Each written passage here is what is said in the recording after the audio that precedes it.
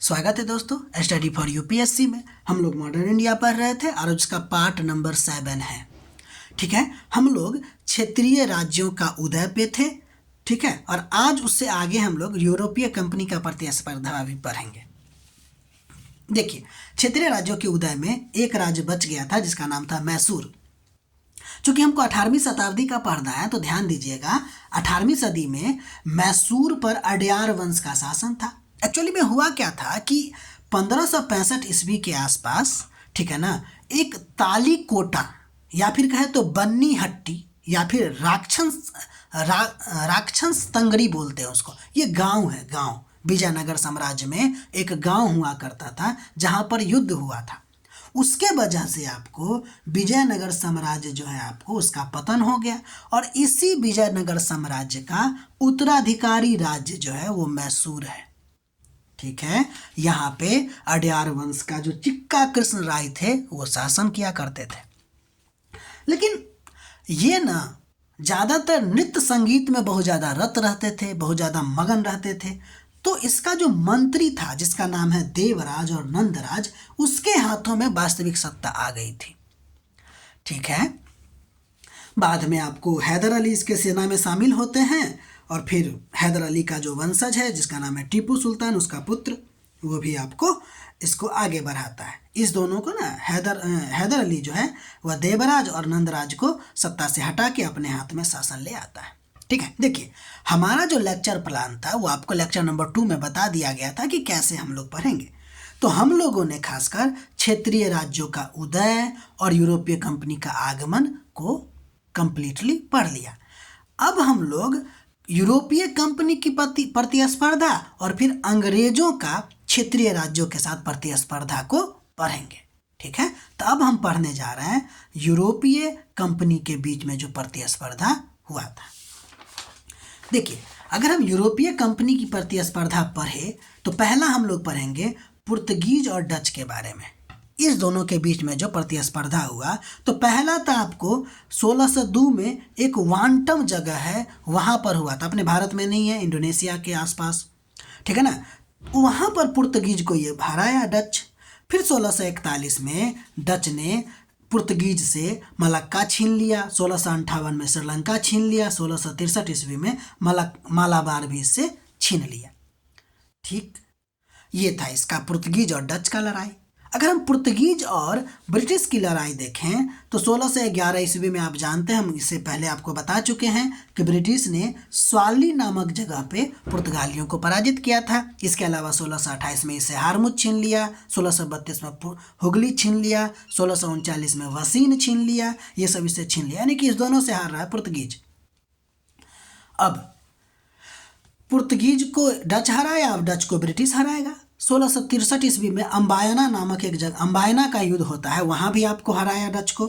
इसके अलावा फाइनली तौर पर डच को बेदरा के युद्ध में हराया जाता है जो 1759 में होता है, जिसमें डच और ब्रिटिश के बीच जो लड़ाई होती है तो डच हार जाता है और ब्रिटिश आपको जीत जाती है।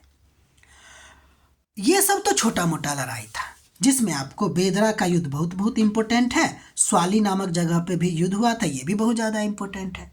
मेन युद्ध आपको ब्रिटिश और फ्रांस के बीच में हुआ था जिसको हम लोग कर्नाटक या कर्नाटिक वार कहते हैं।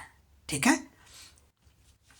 अब हम कर्नाटक युद्ध के बारे में देखते हैं। अगर हम कर्नाटक युद्ध की बात करें तो ये आपको अंग्रेज और फ्रांसीसी कंपनी के बीच हुआ था, जिसका मेन उद्देश्य था आपको भारतीय व्यापार पर सर्वोच्चता हासिल करना। क्योंकि देखिए ना, इससे पहले जो पुर्तगीज था, डच था, ये सब तो हट चुका था ना, तो अब दो ही बचा है, फिर ब्रिटिश और फ्रांस। तो अब दोनों के बीच में प्रतिस्पर्धा तो होगा ना, दो शेर एक साथ थोड़ी रह सकते हैं। तो इसका मकसद क्या था इस युद्ध का? सर्वोच्चता हासिल करना। ठीक है, इसमें कुल 3 लड़ाइयाँ लड़ी गई थी जिसमें फ्रांसीसी शक्ति बुरी तरह पराजित हुआ और इससे हुआ ये कि ब्रिटिशों का जो है ना भारतीय व्यापार और राजनीति पर प्रभुसत्ता स्थापित हो गई। इस युद्ध में ना कुछ भारतीय राज्य भी क्या हो गए कि सम्मिलित हो गए। अब हम एक एक करके सबके बारे में पढ़ेंगे। तो पहले हम लोग पढ़ने जा रहे हैं प्रथम कर्नाटक वार जो 1746 से लेके 48 तक हुआ था। इसका कारण पूछा जाता है तो इसका कारण था ऑस्ट्रिया का उत्तराधिकार युद्ध, जो यूरोप में शुरू था, इस बात को ध्यान दीजिएगा। और ये यूरोप का विस्तार मार्ग था, मतलब कि विस्तार मात्र था कर्नाटक वॉर। अब देखिए, इस युद्ध का कारण तो हम देख लिए। ऐसा क्या घटना घटी कि जो भारतों में ये युद्ध हो गया? हुआ था शुरू यूरोप में, बाद में ये भारत में भी हो गया। उसके पीछे कारण क्या था कि इस उत्तराधिकार युद्ध से प्रभावित होकर एक ब्रिटिश कमांडर थे जिनका नाम था वारनेट। उसने क्या किया कि कुछ फ्रांसीसी पोत पकड़ लिए। यही तत्कालिक कारण बनता है आपको प्रथम कर्नाटक वार का। ठीक, अब बताइए, अब ये आपको फ्रांसीसी पोत पकड़ लिए, अब इसका प्रत्युत्तर देगा कि नहीं फ्रांस? तो देगा। तो इसने क्या किया ना, उसमें सबसे इंपॉर्टेंट रोल आता है डुप्ले का। इसके बारे में एक क्वेश्चन भी हम लोग बनाएंगे।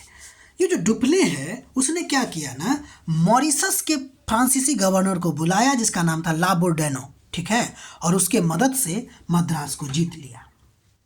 ठीक है, लेकिन हुआ ये कि 1748 ईस्वी तक आते आते यूरोप में एक्स ला सापेल की संधि हुई, वहाँ पे कुछ परिस्थितियाँ बनी होगी इसीलिए, और फिर यह युद्ध समाप्त हो जाता है। जब युद्ध समाप्त होता है तो संधि का मतलब ये जो संधि किया जाता है उसका कुछ शर्त होता है।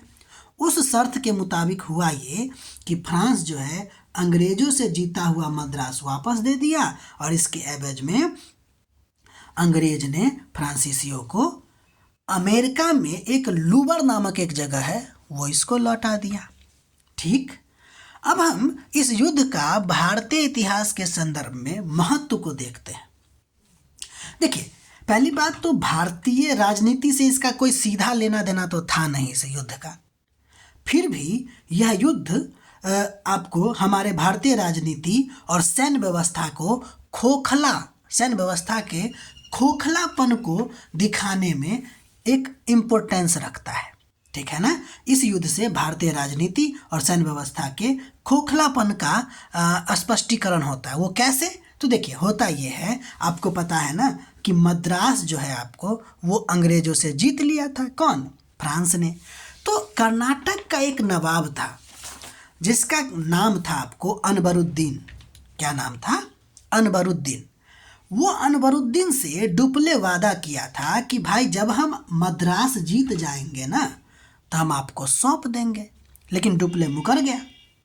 अब जब मुकर गया तो भाई ये तो नवाब है, आप उस नवाब के सॉवरेंटी को चुनौती दे रहे। फलतः अनवरुद्दीन जो कर्नाटक का नवाब था वो सेंट थॉमे या अडयार नामक जगह पे एक युद्ध करता है जिसको सेंट थॉमे का युद्ध कहते हैं या अडयार का युद्ध कहते हैं। उस युद्ध में कहा जाता है कि अनवरुद्दीन जो कि वहाँ के नवाब थे, उसका सेनापति जिसका नाम था महफूज खां, वो 1 लाख सैनिकों के साथ वहाँ पे आक्रमण करते हैं और फ्रांसीसियों पे आक्रमण करते हैं। और फ्रांसीसियों का जो आपको कैप्टन था जिसका नाम था पैराडाइज, ठीक है ना, वो पैराडाइज का लगभग 2000 से 3000 सेनाएं थी, लेकिन फिर भी कर्नाटक का नवाब हार जाता है। एक इतने बड़े सेना एक छोटी सी सेना से हार जाती है। इसीलिए सेंट थोमे का युद्ध हमारे एग्जाम के लिए बहुत ही इम्पोर्टेंट साबित होती है। ठीक, उम्मीद है आपको इतना समझ में आया होगा। हमने आपको बोला था कि कर्नाटक में 3 युद्ध हुए थे, 3 लड़ाइयाँ हुई थी, लेकिन चूंकि वीडियो लंबा हो जाती इसीलिए हमने पहला कर्नाटक वार देख लिया। अब हम लोग कर्नाटक वार दूसरा देखेंगे और तीसरा भी देखेंगे। ठीक है, अगर हमारा प्रयास आपको अच्छा लग रहा है तो लाइक कीजिए, सब्सक्राइब कीजिए, शेयर कीजिए और अपना पढ़ाई करते रहिए। ठीक है, मिलते हैं हम लोग अगले वीडियो में।